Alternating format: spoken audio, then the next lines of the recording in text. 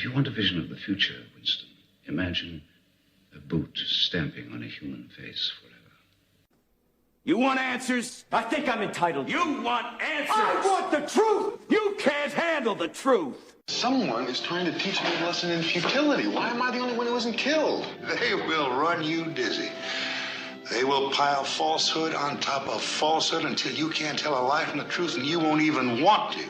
That's how the powerful keep their power. Don't you read the papers?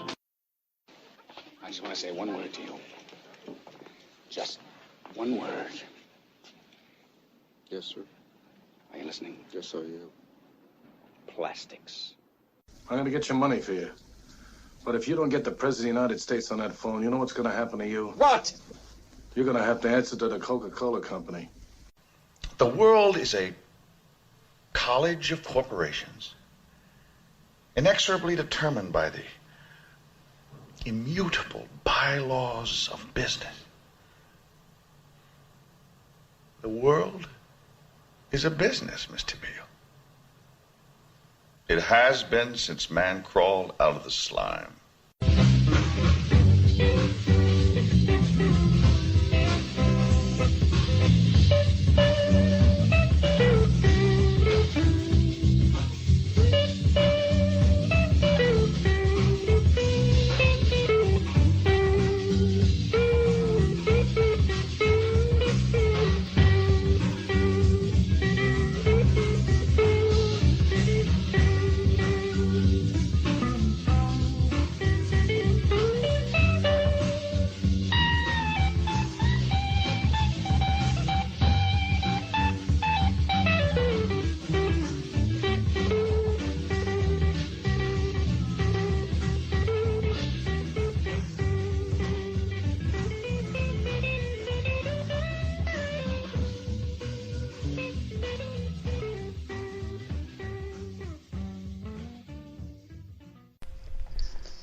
Welcome to another episode of Our Interesting Times. It's my pleasure to have Andy Nowicki back on the show. Andy, how you doing?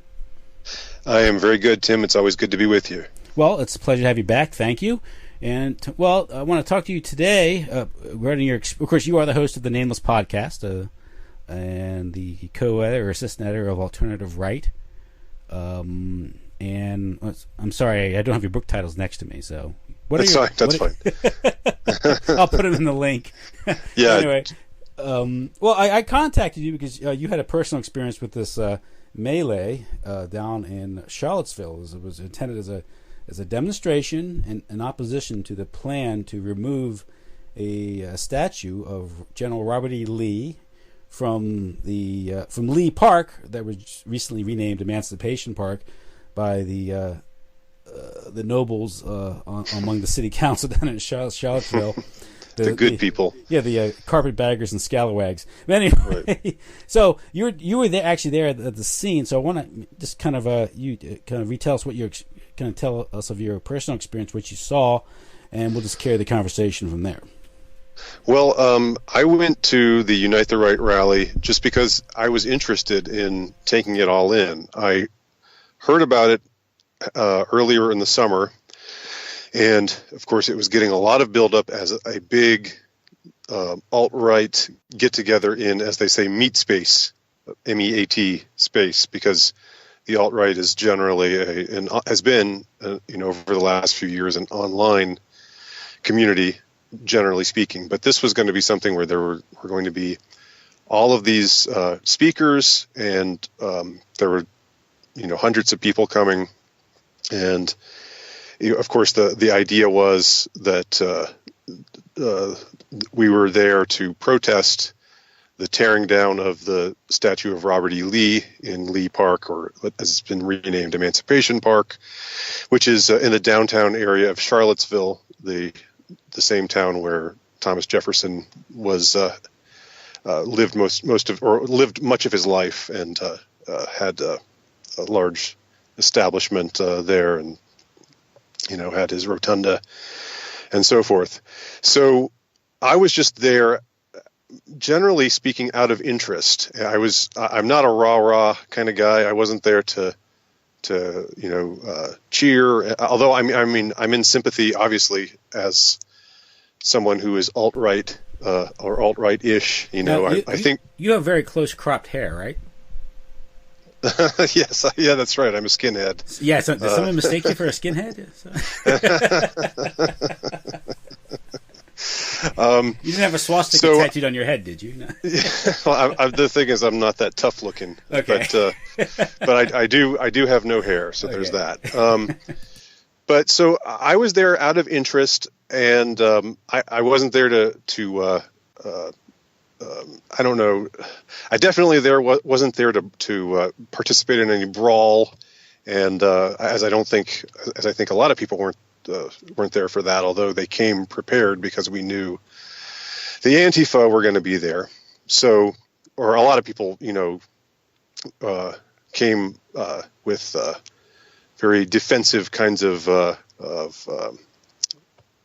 costumes, shall we say, or whatever you want to call them. These kind of makeshift sort of costumes, like you saw Bass Stickman, I think, was the one who made this sort of famous, the kind of knight-ish looking KNIGHT costume. Looks like something out of Road Warrior or something. Yeah, like where you got the shield and you got the head visor, the helmet and stuff. And so I was sort of there in the capacity of, I thought of myself as an embedded journalist, kind of like journalists who go like riding on a tank with a bunch of soldiers into Iraq. I kind of thought of myself as going in that capacity. I was going to take some pictures. I was going to take some videos. I was going to write about my experiences and what I saw and heard. And so I figured it probably wouldn't be a good idea to just show up on my own, and because my impression was that things were going to get hairy, and I knew the Antifa were going to be there.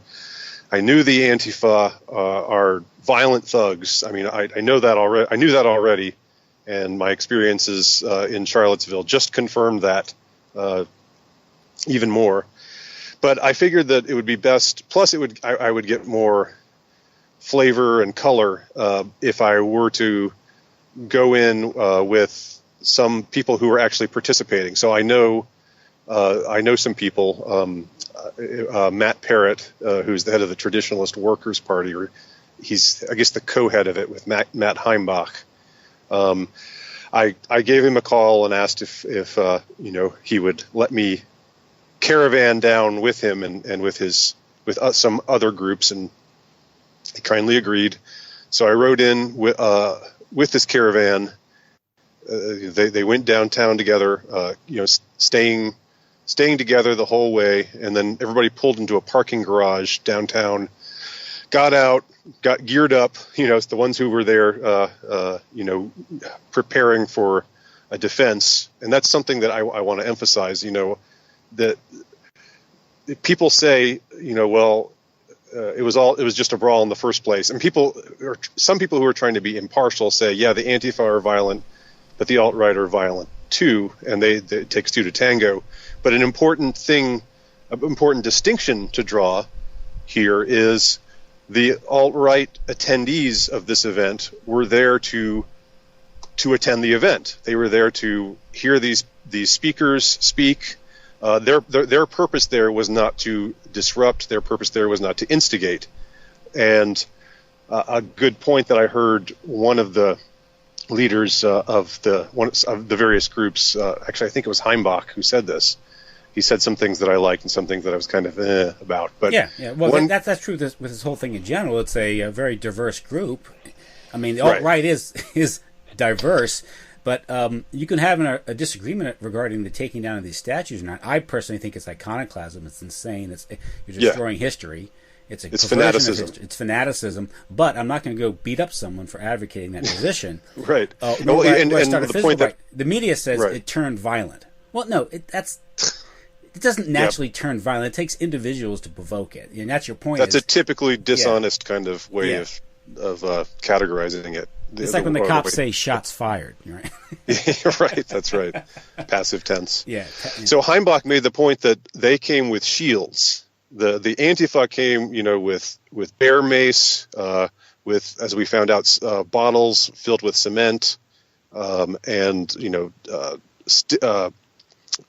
They had aluminum baseball bats and all kinds of makeshift weapons that were, aggressively oriented. The alt-right who was there came with shields and visors. They were there to fight back and to defend themselves. And that's a crucial distinction to make. It wasn't like the Sharks and the Jets, like, hey, we're going to have a brawl. It's going down at 10 p.m. And you didn't dance first. No, but anyway. there was no dancing that I saw. So so there's that too. But yeah, the point is, there's not this equivalency that some people are drawing. So anyway, I went down not really knowing what to expect. I knew it was going to get hairy, but I had no idea how things were going to develop. So we went down I went in with this largest crowd of maybe 100, 150 or so people. And they had their own medics. They said, okay, we've got medics here. The old and the infirm should go to the middle. I mean, there was a guy, sort of directing the whole thing. So it was really interesting, they had the logistics all down. But of course, when we emerged onto the street, and there I was with them, just sort of a normal looking guy, in my t-shirt and khaki pants, walking along with all of these people, many of whom were geared up. Some of them were holding flags, but again, I sort of thought of myself as the embedded journalist amongst these people, sympathetic to their cause, but at the same time, in my way, aloof from it all. When we got into, down on the street, and, you had to go up these steps to get to the park, to get to the entrance of the park where the rally was going to take place, that's where we immediately saw that things had gone haywire. And at the time, I didn't think this must be a coordinated effort. I didn't really think anything about it. I just sort of thought, I just processed it as it was happening. But there were no cops along the way guarding us. There was no barricade between us and these violent Antifa types. They, and not, this isn't to say that everybody who was there counter-protesting was violent. I don't want to, go that far either. Most of them weren't. But the violent ones who were there were immediately into mixing it up. They got in the way. They tried to prevent us from entering the park. There was, I think, a few minutes before I arrived at this particular spot, there was some spray of some kind of whether it was mace or something. You walked into it and your lungs started burning. You started coughing, and so it maybe had dispersed a little bit, but immediately from the start, they were spraying people, they were hitting people, they were throwing things, and the police were doing absolutely nothing. And so I knew it was going to be hairy, but I thought that there would be some effort by the authorities to create order and to protect people, to protect the attendees from violence from the other side, and also to protect, if there was anybody there on the other side who got aggressed upon. I'm not saying this in a partisan way. They're supposed to be there to protect and to serve. That's the whole idea of law enforcement, isn't it? But the hour or so leading up to when the time when the rally was supposed to happen it was just utter chaos. And I got up on the hill, where the rally was supposed to be, and I took some shots, and and I did some videos and narrated them, and those videos are all up on YouTube right now for anyone who's interested. And so I filmed some of the melee, and again, they were standing in the way. They were hitting people. They were throwing bottles, which somebody told me were full of cement. Intentionally, these were just absolute sociopathic, intention to harm as gravely as possible. That was the impression I had from these people. And they were angry, they were screaming, they were violent, and nothing was done to restore the peace. So I took some video of the melee happening and the screaming and the shouting, and of course the attendees were fighting back. It's not like it's not like they were just singing "We Shall Overcome" and linking arms. They weren't doing that, but I think they had every right to fight back, to protect themselves and to protect one another. Again, I'm just trying to present things in the least partisan light. I'm trying to be objective about this, and what I'm relating to you is my objective observation. I know it may be tainted in the mind of some people who know that I'm in sympathy with the marchers in a lot of ways, in sympathy with the Unite the Right side, but I'm really just trying to present things objectively. I mean, and I think objectively speaking, it was a travesty. But it didn't really all come together in my mind until later. But at the time, I just noticed, I took some videos of, here's all this violence taking place, here are all these Antifa, throwing smoke bombs, throwing bottles, what have you, being threatening, being violent. And here are all these police, and they're just standing up on the hill, standing there, not doing a damn thing. While all this violence is unfolding, just 100 feet away or so. And at the time, I was, I didn't think this must be a strategy.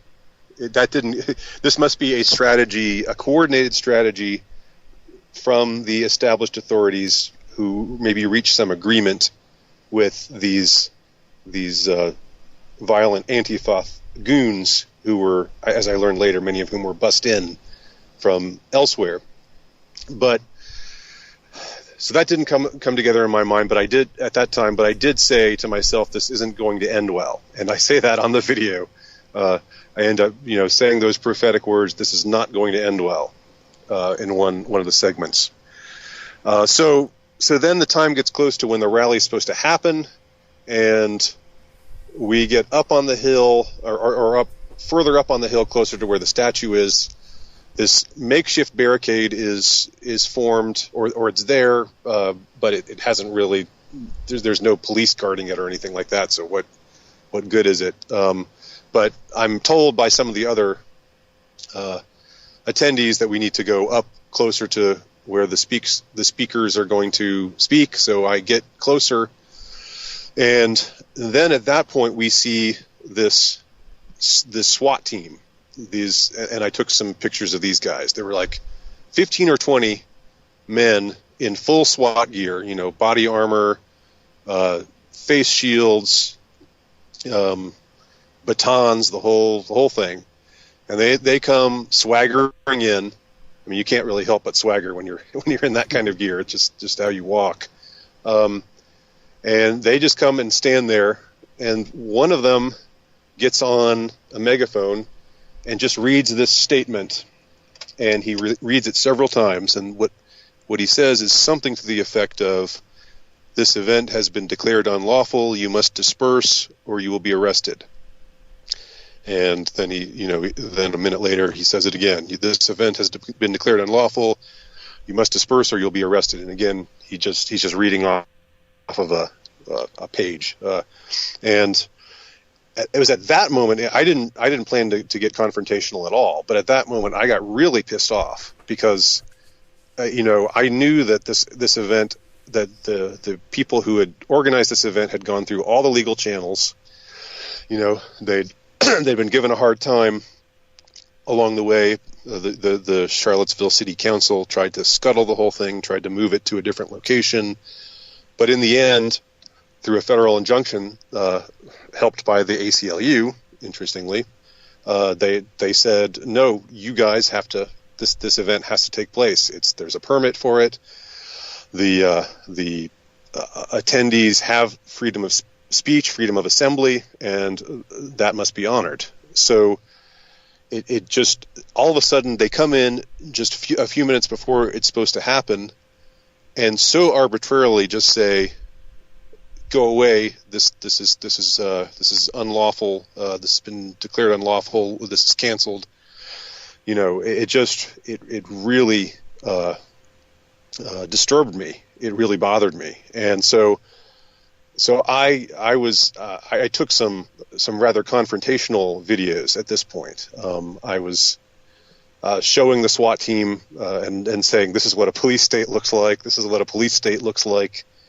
There was some woman bureaucrat who was there, and who I kept saying, "What do you mean? How is this unlawful? There was a permit that was acquired for this. Is they went through the proper channels. All the things I was just saying. You know, this was this is an event that is lawful, and this shutting it down at the last minute is what is unlawful." And there was this woman there who was just very smarmy and said something like, "Well, you should look in the it's in the." I don't know if she said in the bylaws or something like that, but she didn't explain anything. And of course, the cop who kept reading this prepared statement through his megaphone, he wasn't explaining anything. Mm-hmm. Nobody was explaining anything. They were all just standing there. So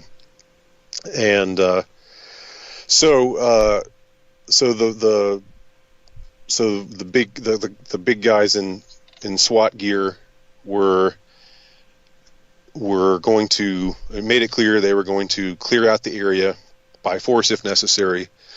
And at this point, some of the other people taking part in, it was mostly speakers, I think. I know Richard Spencer was there, and I think maybe Mike Enoch and Nathan Domingo and some others. I didn't really, at that point, I was seeing red. it was hard for me to differentiate or to recognize what was happening. I just had this sort of one-track mind, that this was wrong, and this needed to be exposed. And so I was on this mission, to expose it, to film it, and then to show these images to the world of what was happening.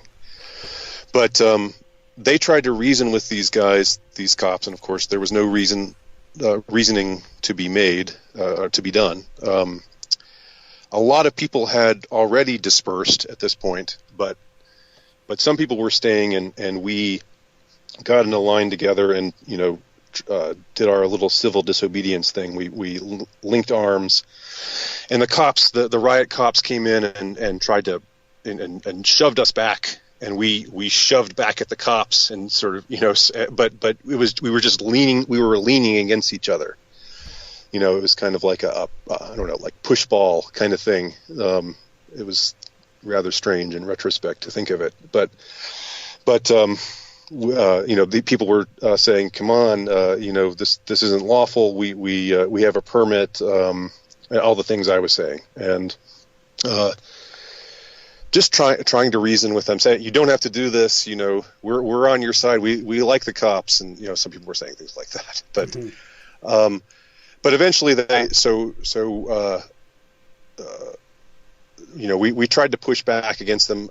Eventually, they had the superior might. They knocked us back. I fell down backwards, and I thought I was going to get trampled. And somebody scooped me up and brought me to safety, and I'm very thankful for whoever that was. But I kept yelling and shouting, and then there's another video where one of the SWAT guys comes over and tries to push my camera away and says, "This is unlawful," and I'm shouting back at him, "You're unlawful! You're unlawful!" And I sort of getting into this angry Alex Jones kind of mode, I'm really, really, really pissed off. But I mean, what am I going to do, right? This, he's a lot bigger than me, and he's got all this gear on, and and I don't, and so it's just the sheer arbitrary force of the police state. Mm-hmm.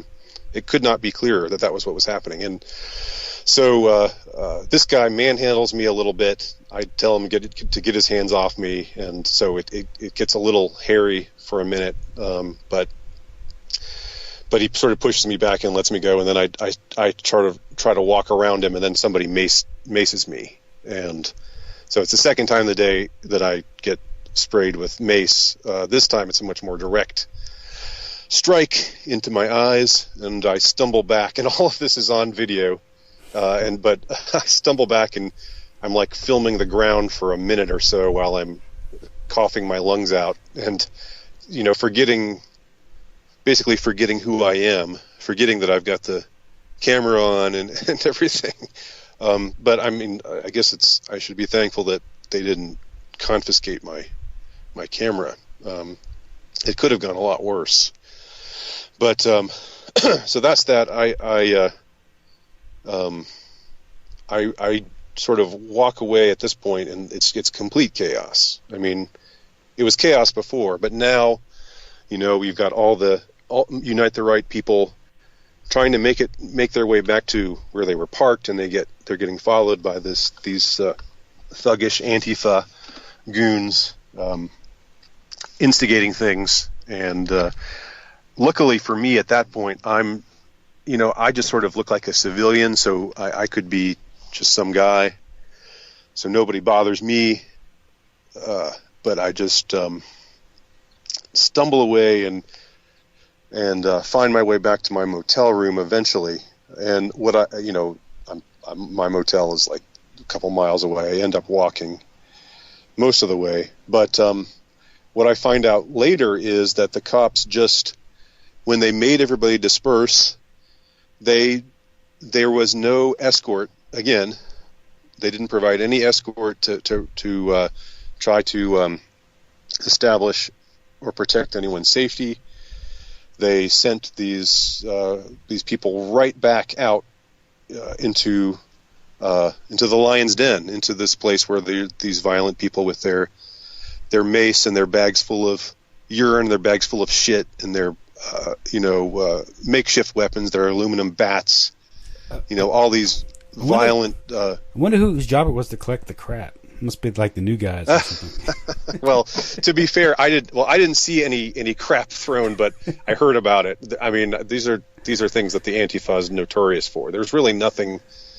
I mean, there was a man there who goes under the name Baked Alaska, who's this alt-right internet personality who apparently had something like some kind of bleach thrown at his face that may have caused permanent damage to his eyes. Oh, that's great. Yeah. Yeah. And they, again, the police in making everybody disperse, they just there's no effort to establish any kind of peace or any kind of barricade. Mm-hmm. It is just outrageous. The more I think about it, the more it absolutely somebody should be liable, because a lot of people got hurt on that day. One person got killed, of course. And without excusing what happened with the driver, which I didn't know, I didn't see this when it happened. I wasn't anywhere near it. But I know that these people were extremely violent. They were marching around, feeling their oats, feeling like they'd shut the whole thing down, and now that the streets were theirs, and so they were just sort of doing this, as it has been pointed out, as I heard Faith Goldie talk about this. They didn't have any permit, these Antifa people, but they were there, and they kind of had this rally where they were going around, hooting and hollering about how they'd shut down the Nazis from being able to speak. And so this guy, for what happened, this David Fields guy, was apparently just driving in the midst of all this.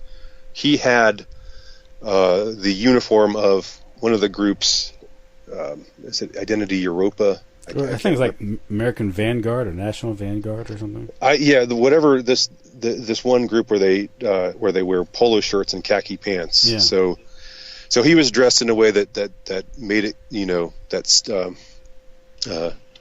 made it clear, that made him conspicuous.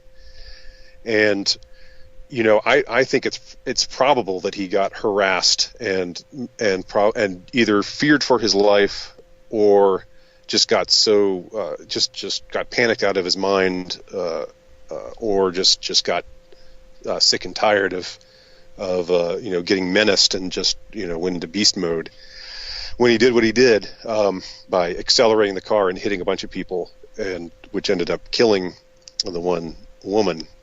Apparently driving his car into the back of another car caused like a 3-car. Yeah. Whatever. Exactly. And then, without absolving him from blame, I do blame the police. I do blame the Charlottesville authorities for that happening as well, because, again, from what I heard in Faith Goldie's report, and it's confirmed by everything that I saw and experienced that day, the police apparently just totally made themselves scarce again. And they, if they hadn't done that, if there'd been people out there, if there'd been medics out there within these crowds, it wouldn't have taken so long for people to get there to help. Maybe this woman could have been, maybe her life could have been saved. Maybe things wouldn't have never gotten so hairy in the first place that Fields felt that he had to drive his car into these people. In any case, they are, as far as I'm concerned, legally liable by negligence. And I think it was planned negligence. I think it was, a coordinated thing. I think that it might go up all the way to the governor's office, because Terry McAuliffe is, of course, a notorious Clinton goon, and or it might just derive from the mayor, who seems to be a real clown, and the vice mayor certainly. This I can't think of his name right now, but this anti-white, very very angrily anti-white vice mayor, who's a black guy. So you've got this whole among the power elite, whether the city power elite, the city council, the vice mayor, the mayor, or if it goes all the way up to the governor, because I think it was the governor who supposedly declared a state of emergency, and that was the pretext, as I found out later, for why they revoked the permit at the last minute, or just, I don't even know if they officially revoked the permit, or if they just marched in and said, go, we are the state, we have the guns, you don't, go away. I mean, that was basically what it amounted to me. But maybe the flimsy legal pretext was the state of emergency. But the state of emergency was because they didn't do their damn jobs. Yeah. It was because they were told to stand down. And really, the more I think about that, the more outraged I get, because that's just complete. Saying it's irresponsible is I think an understatement. It's worse than irresponsible. When they planned to do it this way, they must have known that it would play out like this, and they must have known that people would get hurt and possibly. People had to get hurt because that's the only way getting political capital out of it. Yeah, and they didn't care. That's just. Maybe I'm naive, but that's just. I just somehow when the raw facts just hit you in the face like that the people in charge absolutely do not care and are willing to create a situation where they know people are going to get injured and possibly killed, and they do it anyway. I think those people should be swinging from nooses. I really do. That's on their, that's blood. They have blood on their hands. Well, I definitely think that warrants an investigation by the Virginia state government, by the legislature, who has oversight over the governor's office, and the General Assembly is controlled by Republicans, if that means anything. And there should be an investigation. Was this? Obviously he working in conjunction with the city government there, which is notoriously liberal, although it's in the southern part of the state. It's a college town, Charlottesville, and the like I said, the government city government's full of what I call scalawags and carpetbaggers. He's from New York. Oh, really? Yeah. And so they're very culturally separate from the area and from most of the state in general. But a lot of these towns are like that in the South. Atlanta, New Orleans are very liberal cities. Yeah, sure. Where a lot of these monuments are. So they're using their political power to do this. Right. But it looks like there was a stand down orchestrated by the governor with the local government, with the city government, because you needed to foment a situation where they gave the pretext for declaring an emergency, and you had to have violence. And it seems to be they had any disregard for public safety, the threat to individuals down there who had a legal right to be there. Like you said, the protesters, the Unite the Right demonstrators who were participating in this event, they had a permit, so they had the moral and legal high ground here. Yet the police came down and just dispersed the crowd.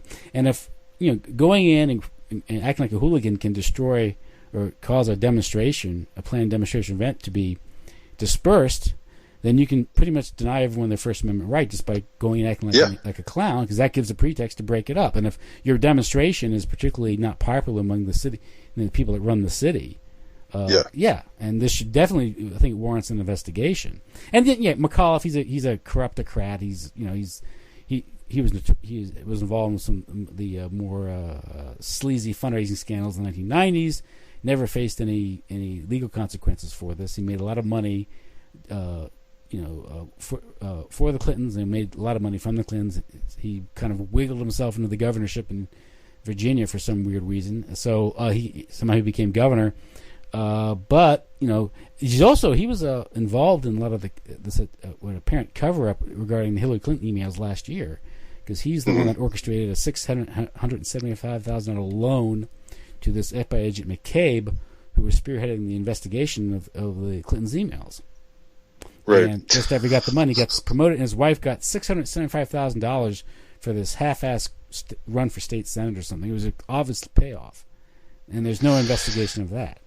Yeah, I mean, it's a farce. It's just these people who are clearly criminals, nothing happens to them because they're powerful. And I mean, again, the less naive part of me just sort of wants to reproach myself for being so outraged about it, because of course that kind of stuff is going to happen. The police are paid to do something, and they're probably down there in their black Ninja Turtle outfits collecting overtime, doing what?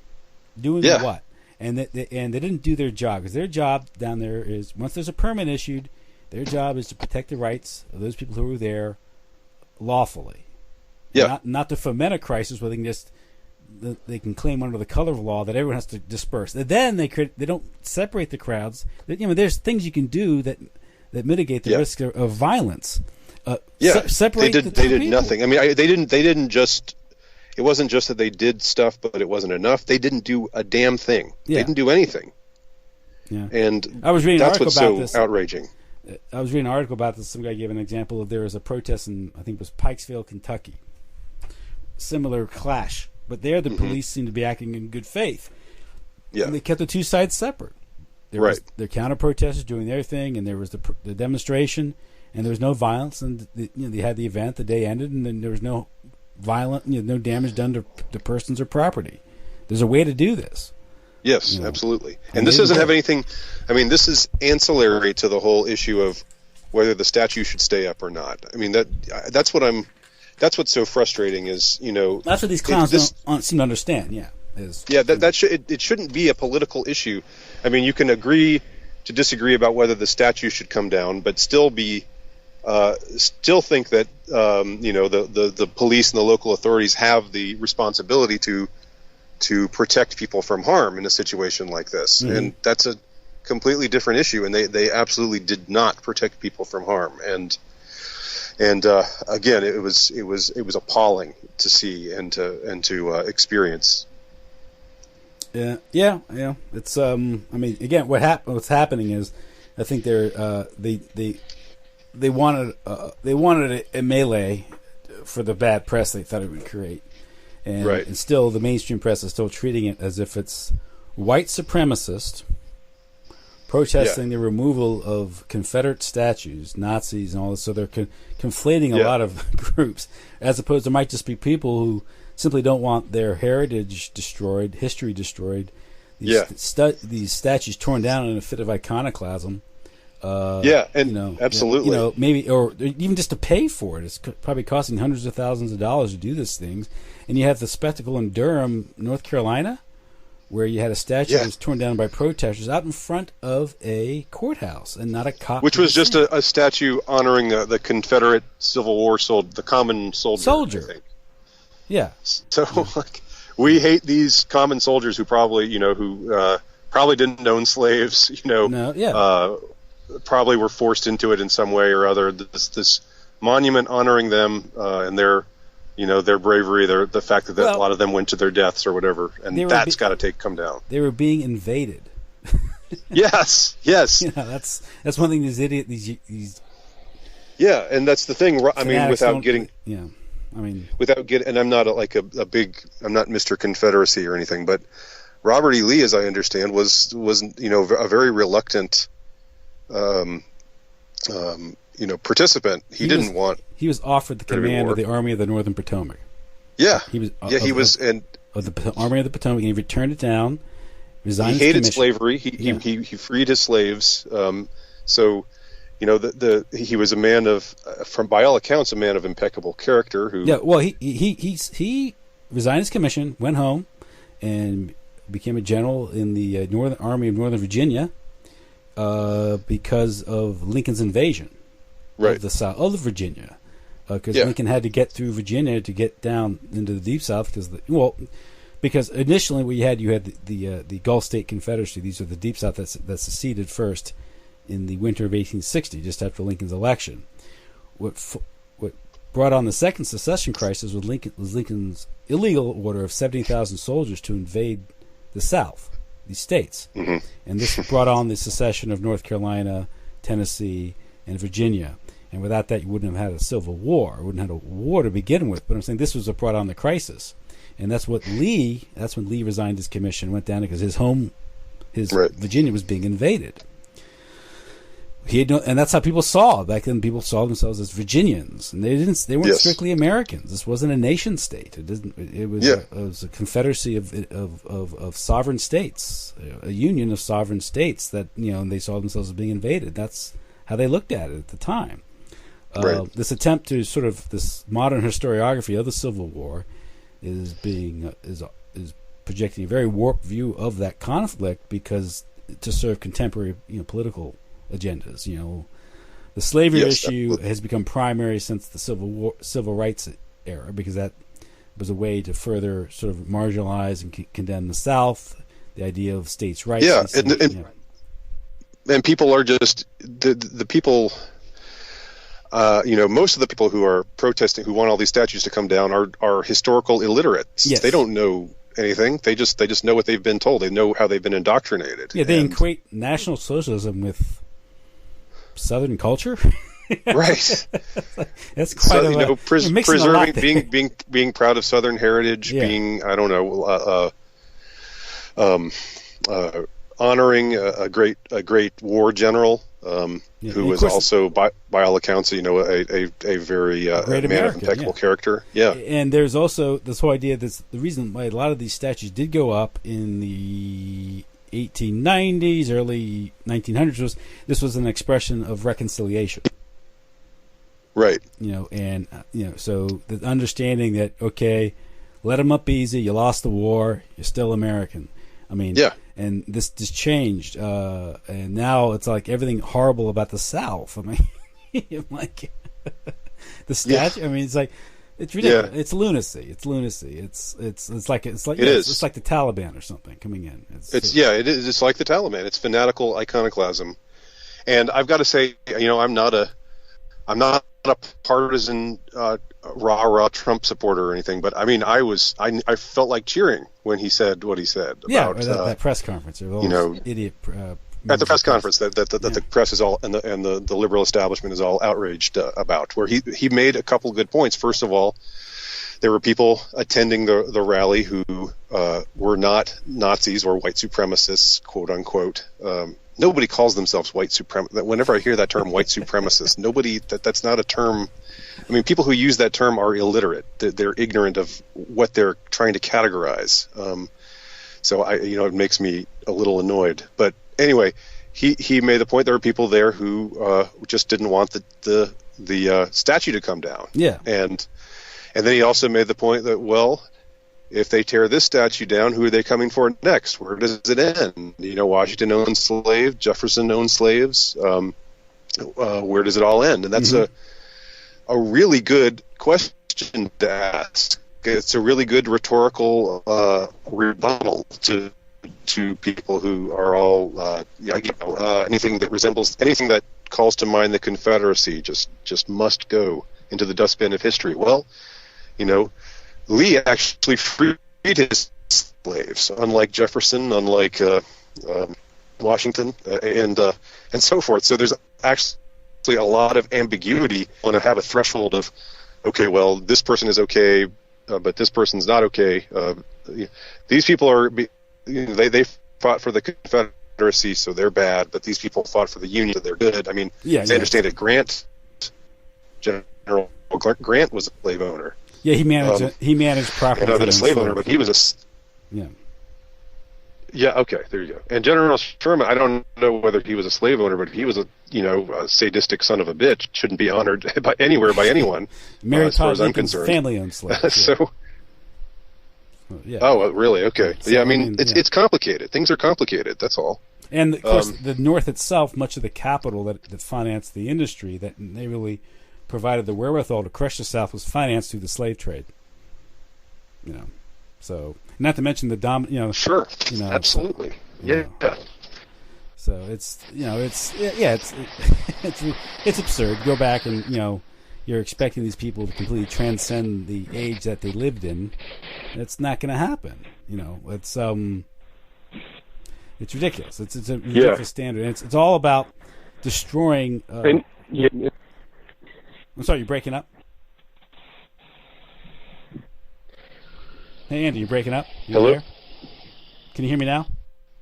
Can you hear? Yeah. Yeah, I'm here. Can you hear me? Yeah. Yes, I can hear you. Yeah. Okay, sorry about that. So go on. You were saying it's about the heritage. Well, it's destroying. I think it's all part and parcel of this sort of this globalist agenda to destroy any cultural distinction or differences in areas. And the South represents a different culture. It is distinctly American, but it's a different part of America. Well, and it seems to me that it's been, 2 years ago, I've got to say, before the Dylan Roof shooting 2 years ago in Charleston, I wouldn't have thought that, I wouldn't have thought in this kind of way about the authorities and what they were capable of doing, even though I knew they were capable of doing terrible things. I just didn't really entertain this level of conspiratorial thinking. But after the shooting in Charleston, I remember suddenly there was a coordinated effort that within days, Confederate any apparel with Confederate flags was banned from. Well, it wasn't technically banned. It wasn't against the law to wear it, but suddenly it wasn't being sold anywhere. Walmart ceased to sell it. Amazon ceased to sell, again, flags or T-shirts or anything. And it was like they were capitalizing on this opportunity to demonize the South. Yeah. And to culturally cleanse America of emblems of that represent Southern culture, Southern heritage. Mm-hmm. They were just on it, immediately, and it was a clear collusion between big government and big business, which I guess at an earlier time in my life I had thought, well, these two forces must be opposed to one another, And now it seems rather naively I thought that, but no, it's the same crowd, the same people. And they were exploiting this event to as a kind of Reichstag fire. And this has been another case just like that. In this case, they've been trying to shut people down online. The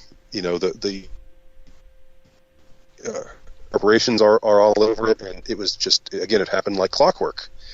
And it's highly it's institutionalized, because you had outfits like the Southern Poverty Law Center and the ADL that that goes after so-called hate groups, and they define what a hate group is. And of course, the Antifa isn't a hate group, whereas whereas I guess Richard Spencer's group would be a hate group or something, Yeah, and I'm a hate. I'm one of the ADL's recent list of the 36 most terrible people in the world. I'm one of them. I don't know if you knew that. Really, one of you really. You mean just like they of came 7 billion people on the planet, you are. I know, it's wow. quite a distinction. Do your neighbors know this? I mean, the property values plummeting. I don't know. They came out with this list. It was about the alt-right and the alt-light, and so they came up with this list of I guess the luminaries. ADL works with the FBI, so this is official. Yeah. Oh yeah. I know. I'm aware. Yeah. So I mean, so when they do this stuff, it isn't a joke. I mean, really, no one should take the ADL seriously, because that is a hate group. The ADL grew out of B'nai B'rith. It grew out of the Leo Frank trial in 1913 because of the attempt by the organized Jewish community to defame the South to protect this child murderer Leo Frank down in Atlanta. And they more or less exerted all the muscle of the Jewish media at the time. New York Times, these things were brought on board to try to create an image of this guy was innocent from murdering this girl, Mary Fagan. And in the process, they tried to frame 2 black men, by the way. Very interesting. No one talks about that. I'm somewhat familiar with that, yeah. So this began the war on the South. And they started using the civil rights issues, particularly after the Second World War, to go after the South and promoting, promoting agitation. Martin Luther King had Jewish backers. These things, using the cause of civil rights to weaken and destroy whatever remained of Southern independence. And this isn't to say there weren't legitimate issues down there, but the goal was not to solve these issues and improve conditions. It was there to antagonize, to agitate and cause problems, just like the goals of integration in the North, the destruction of the ethnic neighborhoods under the guise of urban renewal, but also racial integration. Wasn't there to integrate the races. It was there to create white flight, to disperse the urban centers, send them into suburbia, create the ghettos. It's all about social engineering.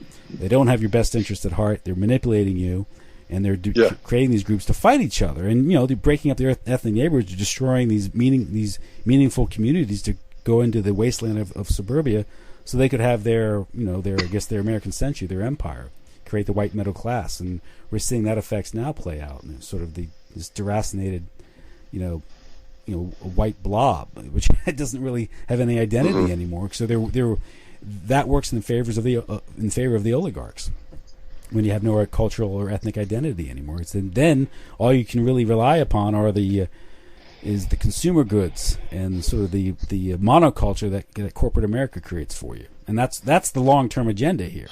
And so this is why the South is being destroyed, because it's culturally distinct. Yes, I believe that. Yeah. I mean, that's perfectly reasonable based on everything I've read and heard and what I experienced in Charlottesville, Virginia. It all makes sense. It all fits together. George Soros, his outfit, the Open Society, they've been doing this in other countries like Ukraine, Syria. They're very influential. He's very influential behind the migration crisis in Europe, telling everyone have to accept these refugees, these migrants, because they want to destroy the ethnic-based European nation-state. That's openly been stated by Wesley Clark and by bankers like Sutherland, the guy. They've said this, all these things. This is the program in the United States. It's occurred here. You have his group. What's his group again? Here in the States, the Open Society. Open Society, but in the United States, he has another group. Forget the name of it. But anyway, the funding goes into these groups like Black Lives Matter. Right. They're anti-fun. They're there to agitate and create these problems. They foment these crises, or they exploit them, like Ferguson and these things, or like Mizzou crisis a couple years ago. just absurd. And they're just out there, constant agitation. It's there to create discord and violence, and that's and it's again. This is all this kind of like hybrid. If you read like Andrew Caribo's book, Hybrid Wars, he's an ebook about this. How this has been used geopolitically in other countries. How you go in through NGOs and you fund opposition, you fund groups to kind of create mayhem. And if you're doing it in other countries, you got to believe they're doing it here. It's not a conspiracy. It's not wacky. It's not a crazy conspiracy theory. It's a very valid conspiracy theory because conspiracy. It makes sense. Yeah, it makes sense. And look how the media is playing it. It's like almost uniform across the board. The corporate media is spinning it all the same way. Yes, absolutely. Now, your listeners are probably interested in. I know some people in the alternative media have raised questions about. I've heard different conspiracies floated about what's his name, Kessler, the organizer of the rally. Yeah, because he was a former Occupy Wall Street Barack Obama supporter or something. Right. And I know people have doubts about Richard Spencer.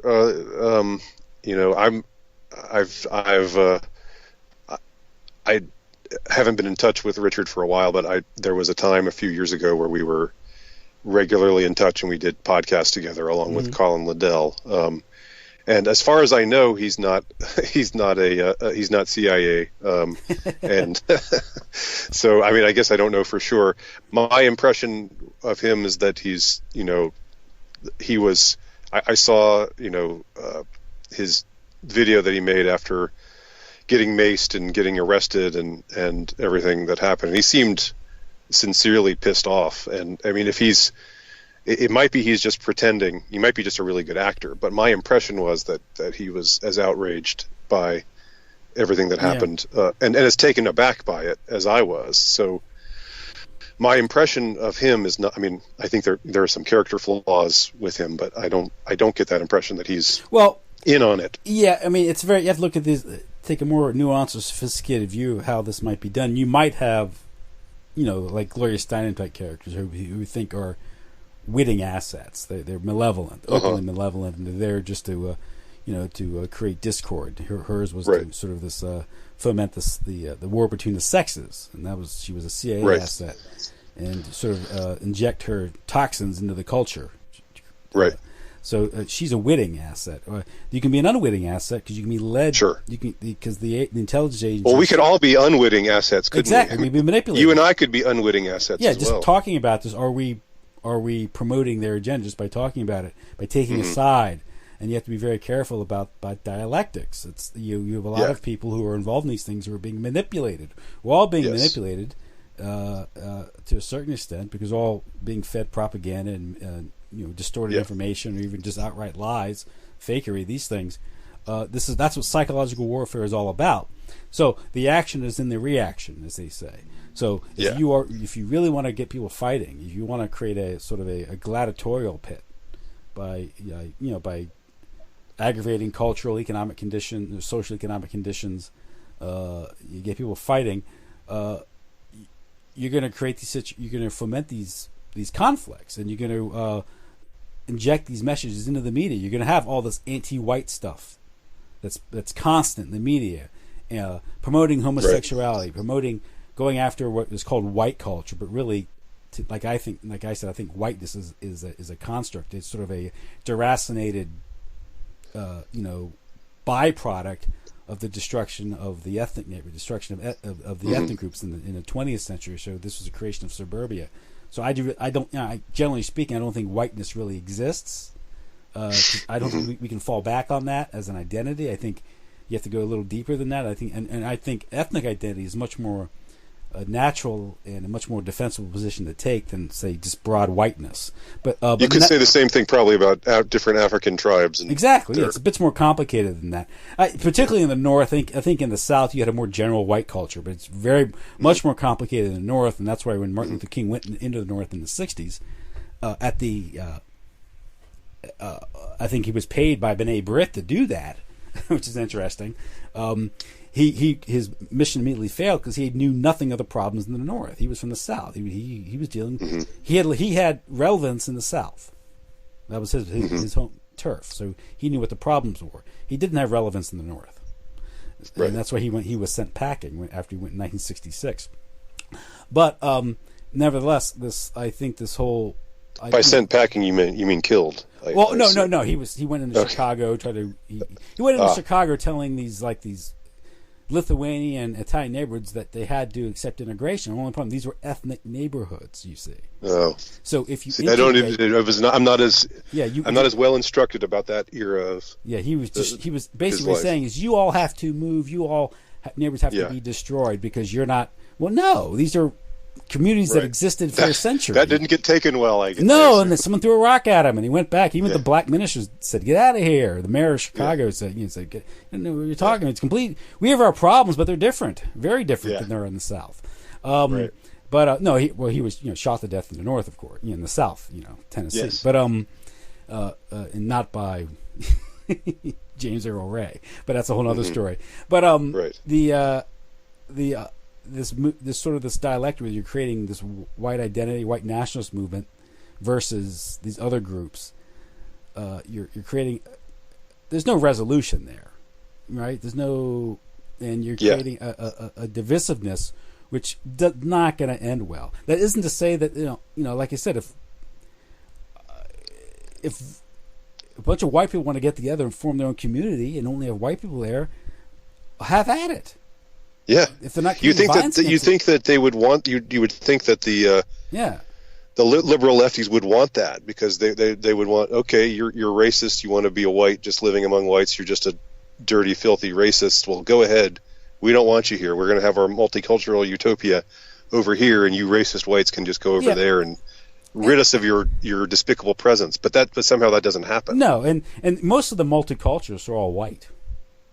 Oh yeah, many of them are Jewish, by the way. And there's a reason for that, but because diversity is our strength is an ADL motto. And what I mean by that is their diversity is our strength. You see, because you're destroying any ethnic homogeneity, and you can't without that you can't have any community or identity, and you're weak.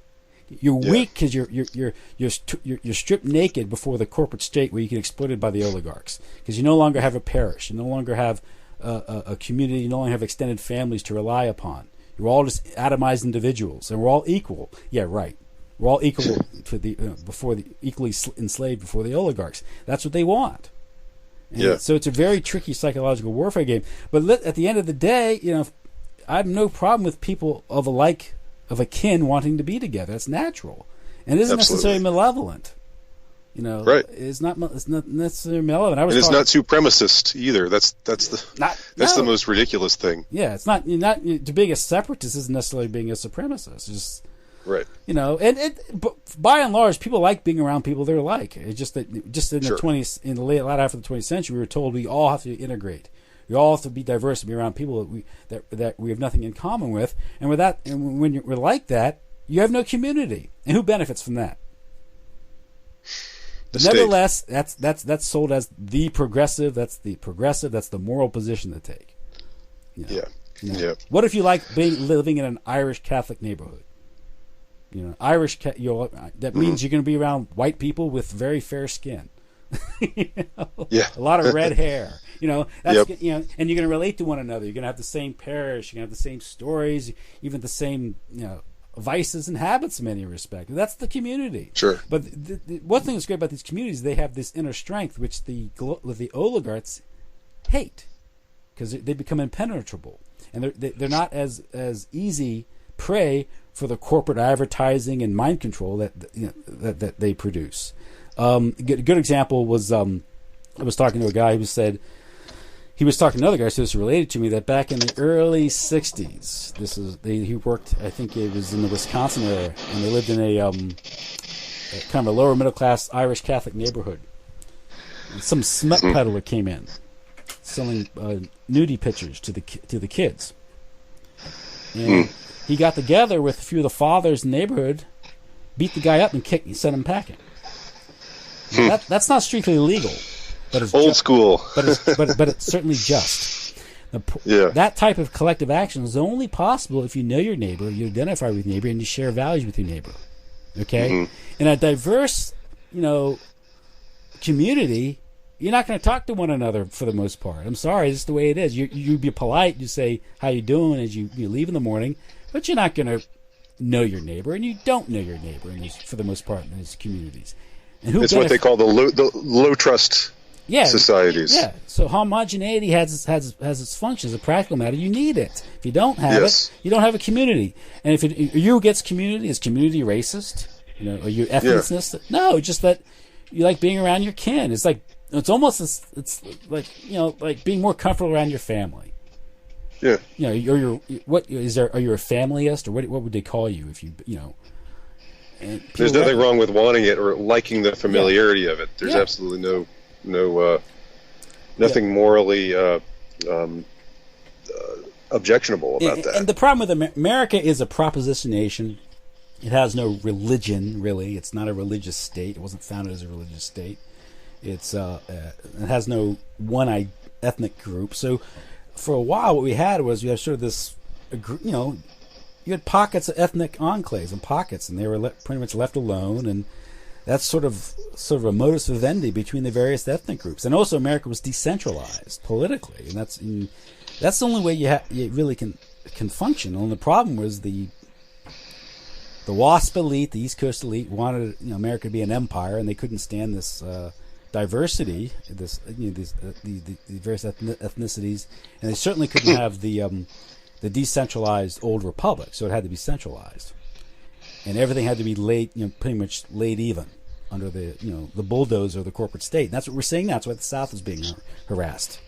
The same bulldozer that's knocking down the statues. Exactly, and that's what's happening. And call me a racist for saying this. I know I'm not a racist. I don't have ill will to anybody. I want everyone to do well, but at the same time, I recognize, that that's not how people identify with each other. We identify through our family, through our extended family, in our communities, and within those communities, your religions and ethnicities, they're the same. And you can't disperse it in the name of diversity and expect people to get along. They're not going to get along. And that's the whole point, by the way. Not for people not to get along. Yeah, that would seem to be the point. That would seem to be the ultimate sinister motivation behind all these efforts. Before we wrap up, I wanted to just ask what I've heard a lot of people talk about. There's some within the alternative community who think that the car crash was, which resulted in the one death, or that might have been a setup job, and I'm really less interested in that whole thing. Although I'm open-minded, but I haven't really looked into it that much. It seems to me that it's reasonable to think that it happened organically, just because, for the reasons I was saying, that there was a lot of chaos created, and this is somebody's reaction to being menaced by a bunch of people with baseball bats and so forth. What really strikes me as strange, and I wanted to ask you about, is the two helicopter pilots who died. And that seems like that hasn't been talked about at all. But when I heard about it, I was like, what? They just crashed? And I remember that day being there, seeing the helicopter up in the sky, and that must have been them. Just the cops up in the sky patrolling getting a bird's eye look at the situation. And later I found out that they just crashed in the woods and died. On a clear day, right? On a sunny... I don't know what... Yeah, and this was like a routine mission. They were, I guess, skilled helicopter pilots. What in the world it was a clear day. What in the world, why would that happen? And I don't have there's a chance that it was a freak accident. But yeah. I think it's really strange. It is strange. But I just want to get your take on that. Yeah, this guy Fields, who has a military background, so you can always speculate. People have looked into the real life of Timothy McVeigh and suggest he was sheep dipped, and that's a definite that's a possibility here. why Right. was the wreck? Was it malicious? That's a whole other question. I read that original police had determined that it wasn't necessarily malicious. Just he panicked, and that can happen in a situation like when you're in a crowd and they're attacking the car, and or something popped in him. He got mad and got But then in running your car in the back of a car, I just don't. The whole thing seems very strange because then he peels out and I saw the video of him escaping. And it was very fast and looked very professional. So I don't know, but so yeah, he's been charged. Whether he'll be convicted or not, that's I guess a question for a jury to decide. But if he's not convicted, watch out for the riots. Too. Yeah, that's no whole excuse for a riot. Goody gumdrops, more riots. I can see where the sort of this ruthless political class or whoever wants to stir up trouble. We need a fatality. We need a fatality, just like they need fatalities in the Maidan massacres in Ukraine, where this was fomented by outside forces. This is intelligence agencies, mercenary groups that are paid to go in there with sniper fire and shoot people. And this occurred in the Balkans too. I think it was who was that guy, that CIA guy who's always on CNN. Anderson Cooper. No, this is not Anderson Cooper. No, the guy who always he's a commentator. He comes in a consultant. The movie that Syriana was about. Clooney. Yeah, I don't remember his name. I know who you're talking about though. Well, he kind of casually talks about how in the 90s their job was to go in and sow discord and foment violence in the Balkans. Isn't he the same guy who just mentioned to some reporter that a bunch of people took out put options just before the 9/11? Yeah, on videotape. Is that the same guy? I don't know why I can't remember his name. If he says, but he's talking about these things. And says, says, and he goes, that's the way the world works, kind of, But Obi talks about how in the 90s he was as a part of a CIA operation. They were going in to create massacres or create rumors of massacre stories of even massacres themselves. And I have to this involves killing people or getting people, creating situations where people kill people. That's what the Balkans was about. So if they're willing to do that, or the idea of the Libyan fighting group where they went in and they stirred up a civil war in Libya to take out Gaddafi to serve some sort of geopolitical or economic agenda, stealing the assets there. Look at Syria, where ISIS, the supposed terrorist group that apparently when they attack in Spain, they're the enemy. When they attack in Syria, they're our friends. John McCain is taking pictures next to them, but they're paid. They're supported by Turkey, by the Gulf states, by NATO to fight the so-called moderate rebels in Syria to bring down that regime. All that entails violence and murder. So. And there's the long story here in the 60s, of course, the COINTELPRO, the what do you call it? The guys out in Oakland, the radical group, radical group. Black Panthers? The Black Panthers were radicalized and armed by CIA operatives.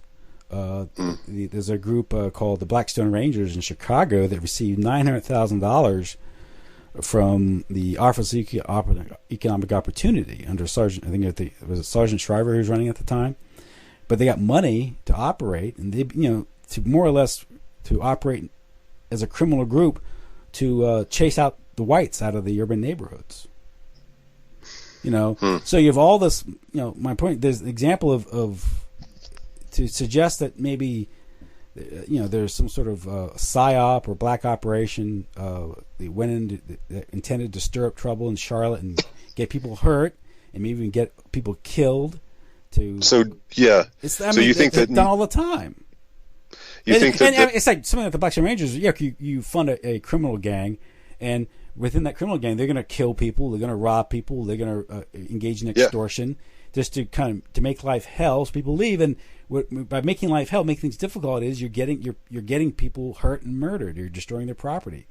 Yeah. It happens. Right.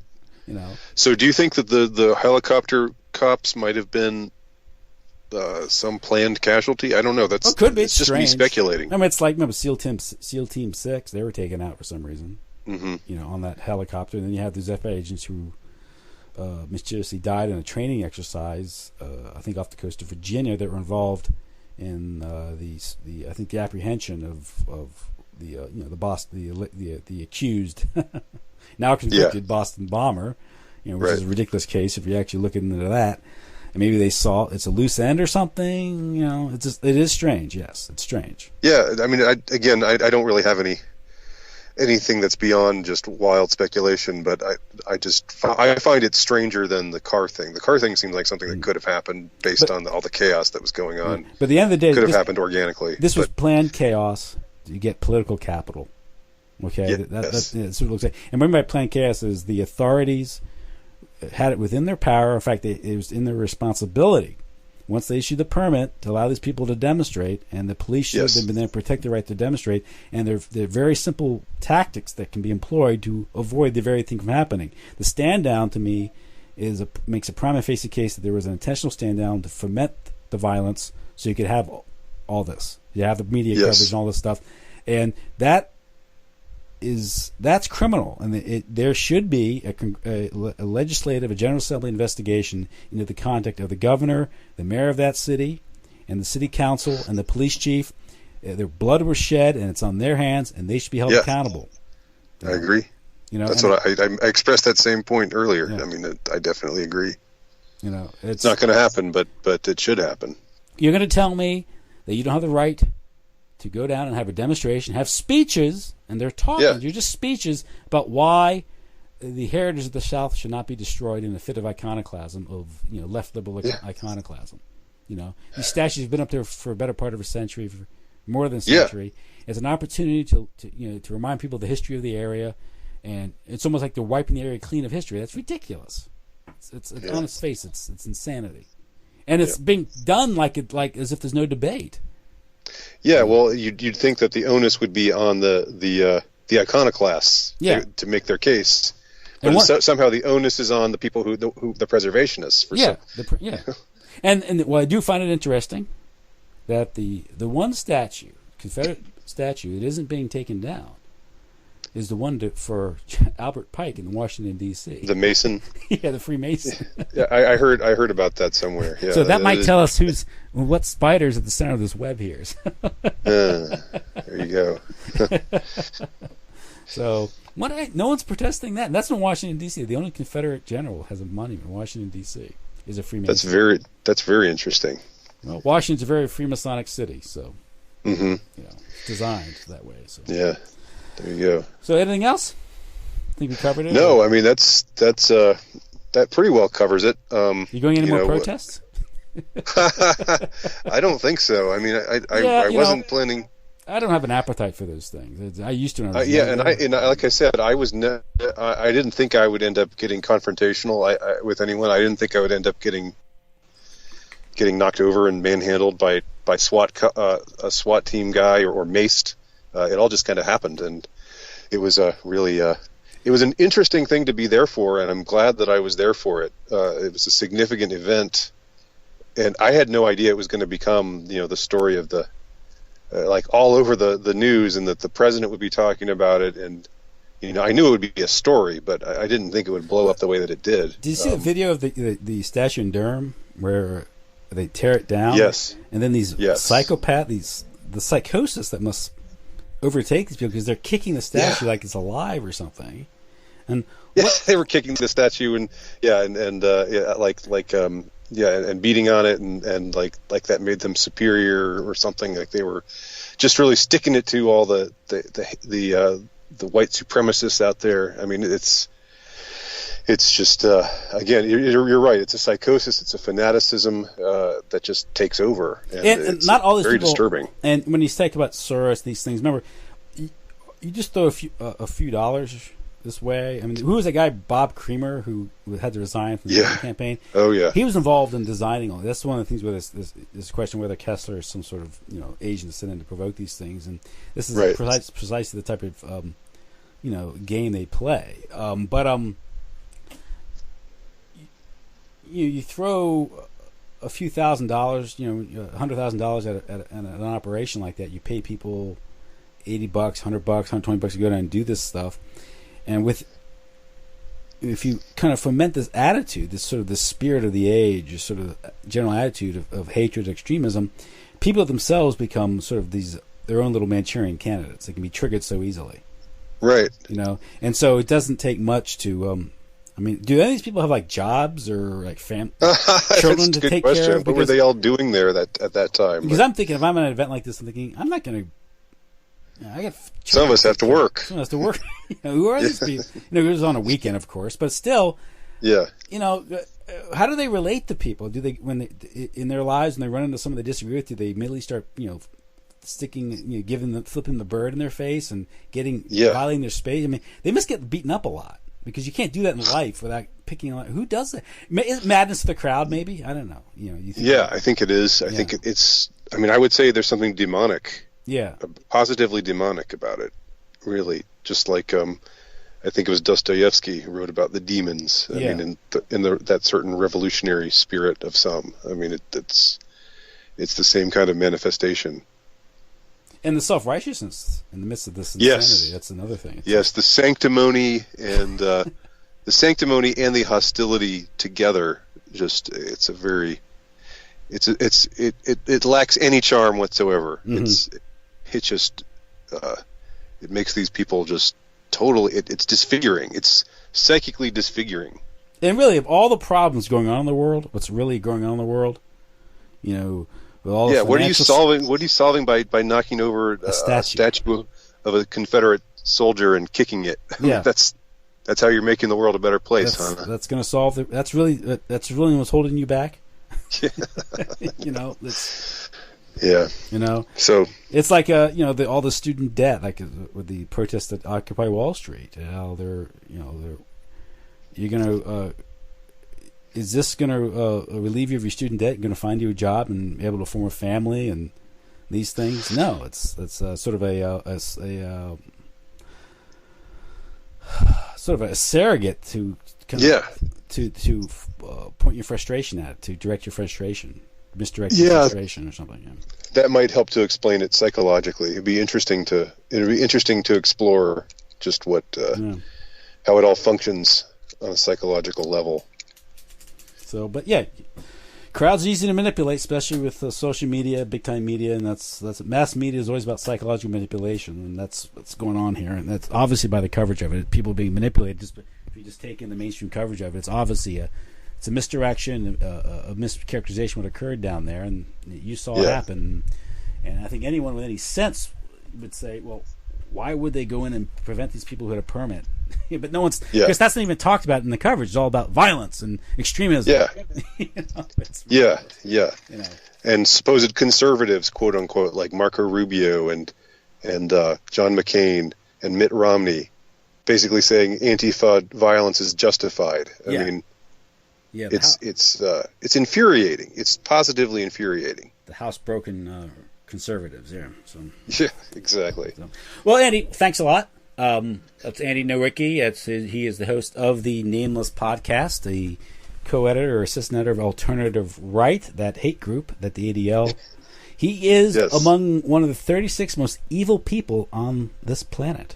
Yes, indeed. And it's indeed something you could all strive for out there. And someday you maybe can become like me. Exactly. And if the Earth is the only planet in the universe that has intelligent life, that would mean you are the 36th most evil person in the universe. Think about That's right. I know. The 36th most of all the entities with consciousness. Yeah. That makes me even more evil, even more wicked. So, wear the ADL scorn like a badge of honor. So, I do. I will. So, well, Andy, thanks a lot. Anything else? Any new books coming out anytime soon? Or I have a new book called, which is irrelevant to anything we've been talking about. It's called "Ruminations of a Low Status Male." Anybody who's interested should check it out. I read a passage from it on my SoundCloud page. So check it out if you're interested. That's something that all of us can relate to, I think. So okay, great. And your website? Well, we are in the process of moving. I didn't mention that earlier. I saw it because I couldn't bring up your website this morning. I was looking. Yeah, our digs at Blogger, we got whacked by Blogger after all this went down. So, well, they kick you out? Yeah, Why? They did. So more censorship. Yes, exactly. But we're working on getting it back up. We've got it back up. We're just putting the finishing touches on it, and it'll be back up soon. So look for it. Well, here it happened in the Red Ice, right? Here it happened in the Red Ice. Yes. I mean, it's all coordinated. It's that day. Yeah. It's going on all over the place. Like I said, it's the Reichstag fire. It's all going down, but we're wily, and we've still got all of our material. We just need to get it back up again at a different place. So the place that hosts your website said what? What's their what that you're? They just sent us. Well. I mean, it was it just disappeared. First of all, it was no longer there, and then we got a message within a few hours saying something like your site has been taken down for hate. This is. I mean, I can go to Amazon, and I can buy The Myth of the 20th Century by Alfred Rosenberg. I can buy Mein Kampf. Right? You can buy a Nazi flag. You can buy the Turner Diaries. Because they want that stuff out there. They don't want like reasonable, nuanced commentary. Not saying you have to agree with everything, but it's like you're reading. You're not like so you can buy all the extreme stuff. Right. Let me say I'll refer your listeners to I've got an author page, altrightnovelist.com. So if you want to look into my work, you can find it there. I'm still on YouTube, and I put my videos up of the rally, and I've got some commentaries up there, and my SoundCloud page as well. Well, again, this goes to that coordination, because all these are corporate entities. That's the problem. Yes. Yeah. There's some pushback. I mean, we've got Gab, which seems to be very dedicated to free speech, and some other places that are tech oriented.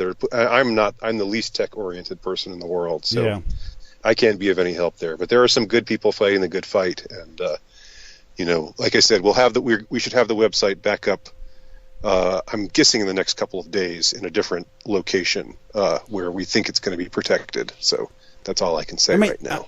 Is the Daily Stormer still up? It got taken down, but but I think they found some way around it, because I was looking at it earlier today. But yeah, they got hit. They got taken down by GoDaddy, I think. What are all the porn sites that you can access? Well, the porn sites are being left alone. That's fine. That's fine. Okay. Yeah, the child molestation sites are still up on Twitter and YouTube and other lewd videos involving children are still up, but pornography is still up, but nope, but alt-right stuff, that's just beyond the pale. James Alefantis can still talk about having a family-friendly restaurant and make jokes about pedophilia on his Instagram. Yeah. No problem there. Not a problem at all. Not a problem. Not when you're one of the powerful. Oh, not one of the 50 most powerful people. So he's one of the 50 most powerful people in DC. Yeah, he's one of the 50 most powerful people, and I'm one of the 36 worst people. So, well, maybe you start making jokes about pedophilia, that you become one of the most powerful people. That'll be a way to raise my stature. I should look into that. I'll become much more respectable that way. It's just an inverted world we're living in. It's the powers that be are just have inverted values. That's the only thing I can, I struggle with trying to explain it, and that's when in my book Meta Pizzagate. I talk a little bit about that. That's the only explanation I can think of. Wow. Okay, Andy. Well, I'm gonna let you go. Enjoy your Saturday evening. I'll probably post this probably tomorrow. I'll send you the link. Great. And we'll go from there. So, okay. Well, let's go. Enjoy the rest of your weekend and go out and do more evil. I will. Do you own a cat that you can hold and you can stroke on your lap as you punk? Yes, I'm going to go to my secret underground lair right now and plot nefarious things. Yeah, you have the same haircut as I do. As a Bond villain, many Bond villains. Who's the guy? Is it Blofeld? Blofeld, yeah, you got the Blofeld hairdo there. Well, it's the Dr. Evil look too. Yeah, the Dr. Evil too. So, okay, take it easy, Andy. All right, thanks Bye-bye. for having me. Bye.